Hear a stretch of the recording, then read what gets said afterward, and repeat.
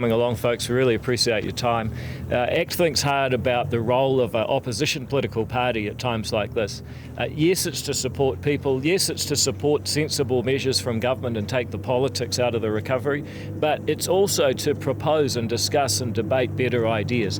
And what we're doing with this paper here, Cyclone Gabrielle, 15 Urgent Ideas for a Recovery, is ACT's first 15 ideas for a cyclone recovery that minimises inflationary pressure on people in Hawke's Bay, Tairāwhiti, Coromandel and the rest of New Zealand. It's based on three principles.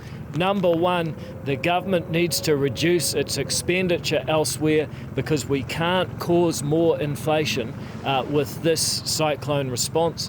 The government borrowed and spent after COVID.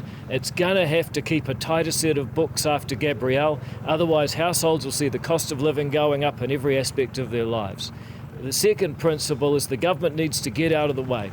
We propose a special economic zone that removes normal red tape in resource consenting, immigration, investment, borrowing, finance, employment laws.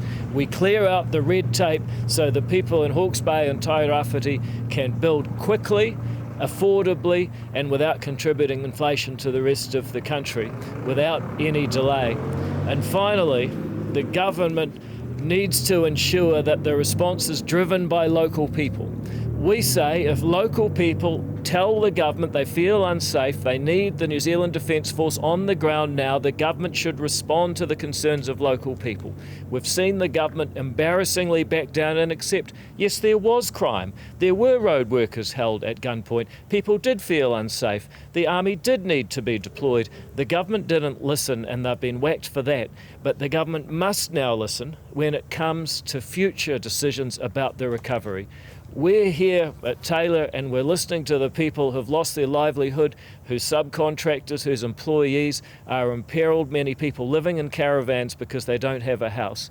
The recovery is going to have to hear what they're saying, and what they're saying is the lack of investment in dredging the river and building the stop bank.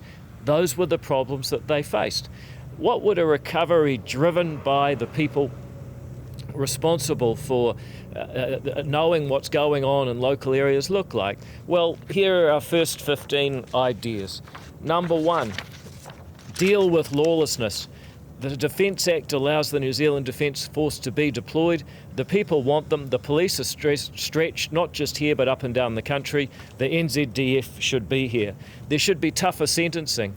If you commit a crime during a state of emergency, that should be an aggravating factor in the Sentencing Act so that lowlifes who commit crime, taking from people who have nothing left to lose, face the toughest sentences of all, because it's unacceptable, and Parliament should change the Sentencing Act to send that lesson.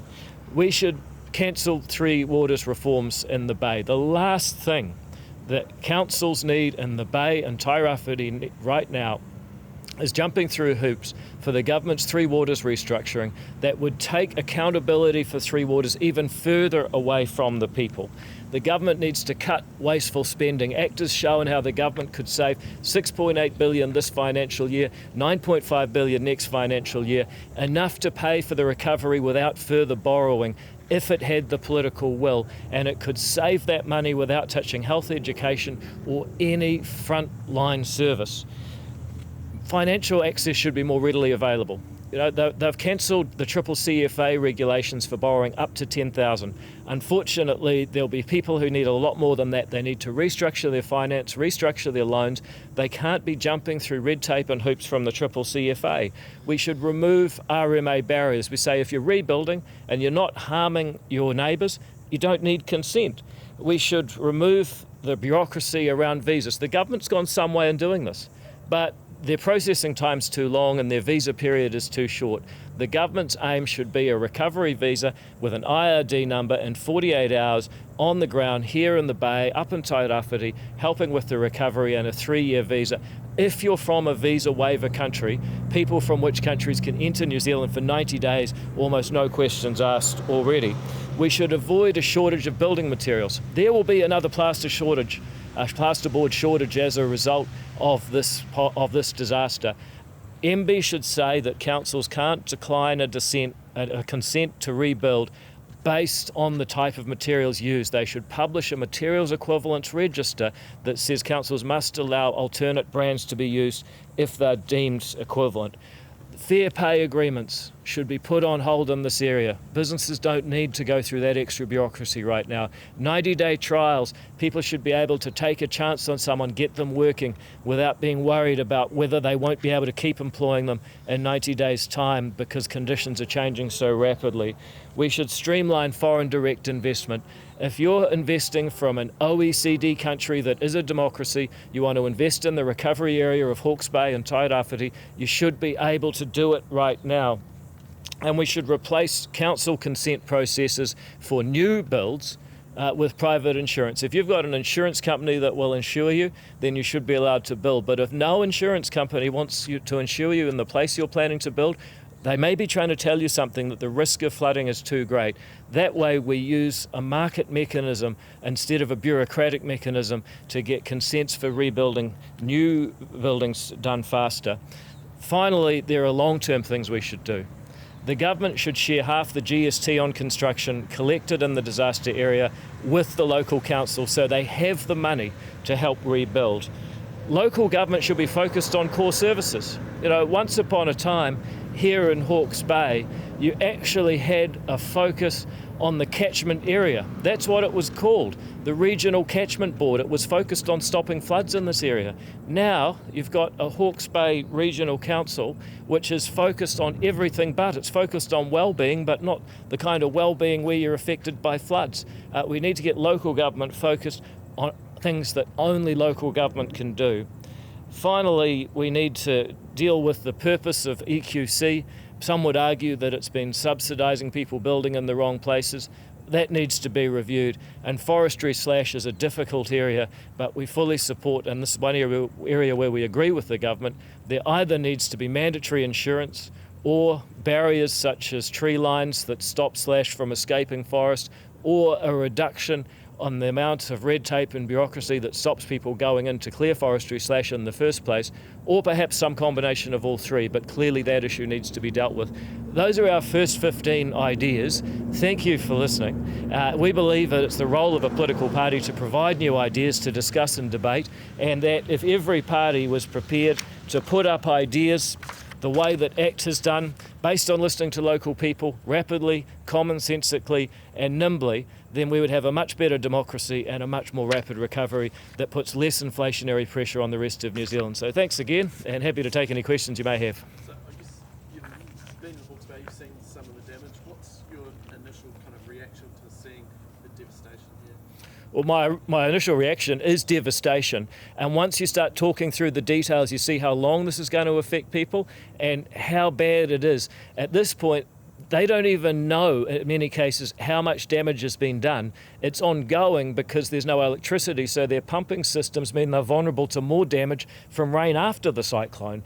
Once people know what the damage is, then there are going to be hard decisions. How will the stop banks be rebuilt? What commitment is there to funding infrastructure and changing laws so rivers can be dredged? What sort of investment will go into stormwater? Only then do people have the certainty to borrow, recapitalise and rebuild their businesses. And that's the point where it gets even harder because people have to take big risks in a changing environment. So I absolutely understand the devastation people are facing. And that's before you get to the human cost of people who work around here, have orchards, living in caravans because their home was destroyed. I mean, the guy that works at this orchard, his home, he's moved in with his dad. Do you think the government could be doing more, investing more to support farmers like this farm? The government's main role is to keep people safe and provide essential infrastructure. It may be that there are some orchards that have been damaged so badly that the government should be the insurer of last resort. But first of all, let's get the streets safe. Let's get a plan to rebuild the essential infrastructure, the flood control and the roads. Then you've got an environment where you know which orchards may need help. Right now, if you haven't done the basic role of government, you can't move to the second step. Do you think the government's invested enough in the initial response here, or have they spent too much in the response here? The government's been caught napping. First of all, the priorities for flood response have been wrong. They should have been strengthening the stop banks and clearing the rivers. That work wasn't being done because local government was given other priorities by Wellington. Number two, if you look at the crime issue, the government was gaslighting people until the flame blew too bright for them to ignore. They should have said on the first day, as ACT said, we are sending in New Zealand Defence Force because we recognise the police are stretched up and down New Zealand. They need extra help. That's why we have this law. They didn't use it, and now they're refusing to send in NZDF assistance for police just out of spite. Totally unfair on the frontline cops. What have you seen today at Taylor Corp here? What we've seen at Taylor Corp is masses of crops that are out of commission because they were flooded. But we've also seen people absolutely devastated with no certainty. They'd ramped up their overdraft because they were just about to harvest the fruit of a year's work. They now can't do that harvesting, and that leaves them in a terrible cash flow position. What they really need is certainty about what the infrastructural rebuild surrounding them will look like, because only then will they actually know whether or not they can go ahead. You mentioned that local government's been sort of torn in too many different directions. I mean, if you take beaches at the end of the year, how can you redirect local government to focus on core sort of issues? Well, it starts with the legislation. The local government over the last 20 years has been increasingly diverted to a whole lot of well-being and actually four well-beings. Local government should exist to do things that no other organisation in the community can do. That is public goods, it's flood control, it's crucial infrastructure for transport. Those are the things that no other business can do. That's what local government should be focused on. Instead, you see local government thinking about the four well-beings, trying to comply with the Treaty of Waitangi, trying to put on cultural performances. Other people in the community can do that. No one else can do flood control. That's what local government should be focused on here, and in different parts of the country there'll be different challenges they should be focused on there. Out in Bayview, obviously you've heard about the looting or the deception there at least. Police Commander Jeanette Parks has said that they're already working with the Army. They've brought in 140 extra police. Is that enough, or do you still think that the NZDF is not giving? Well, it's illegal for them to work with the Army unless there's been a very specific series of requests and commands that actually go through the Prime Minister.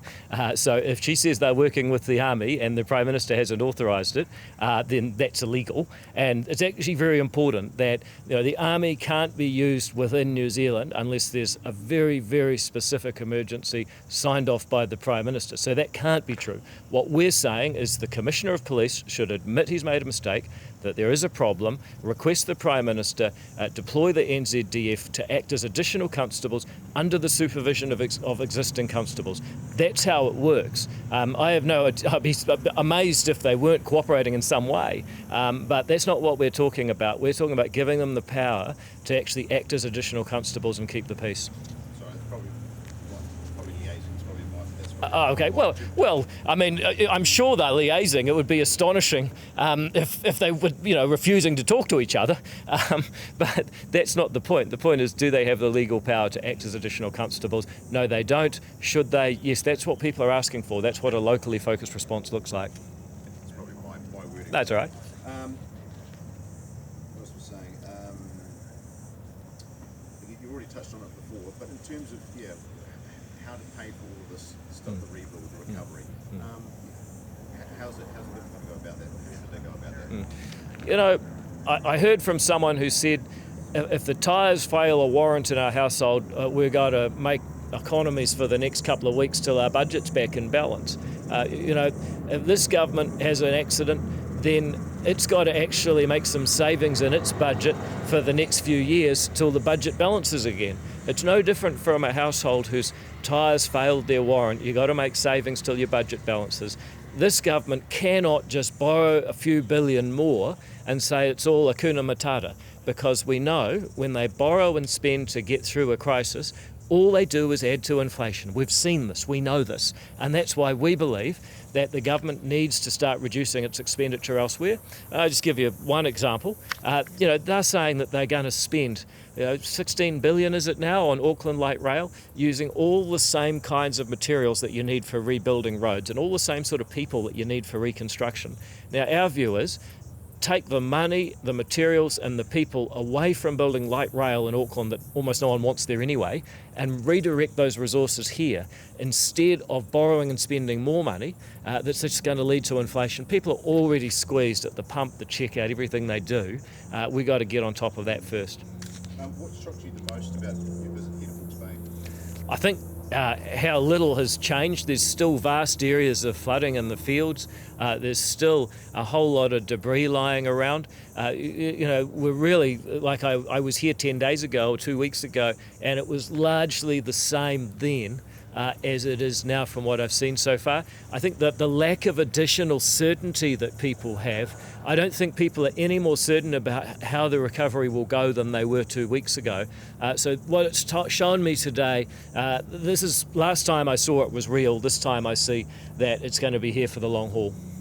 Just lastly, Yeah. you mentioned the sort of market mechanism about if places become essentially red zoned. What happens to those people who then, I guess, can't rebuild on that plane, and I guess the value of that land is less because there's a structure on top of it. I mean, Yeah. wouldn't that leave them abroad? We don't believe that areas should be red zoned by the government. We believe the rule should be you've got to get private insurance for a new build. Now, if no one's going to give you insurance, maybe they're trying to tell you something.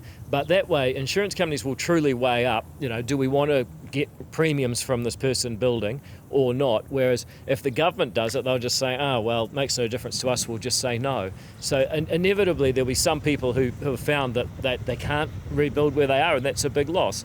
On the other hand, what I'd say to people is until the government and the local council are clear on what the infrastructure rebuild looks like, how strong are those new stop banks going to be, how easy is it going to be to dredge gravel out of the rivers so they actually flow out to sea. If you solve all those problems, it's actually not so difficult. The problem is, 2 weeks on, I don't think that work's even started. Just out of your 15 ideas here, what's your key message? What's your key point of difference that you would be doing differently? Yeah.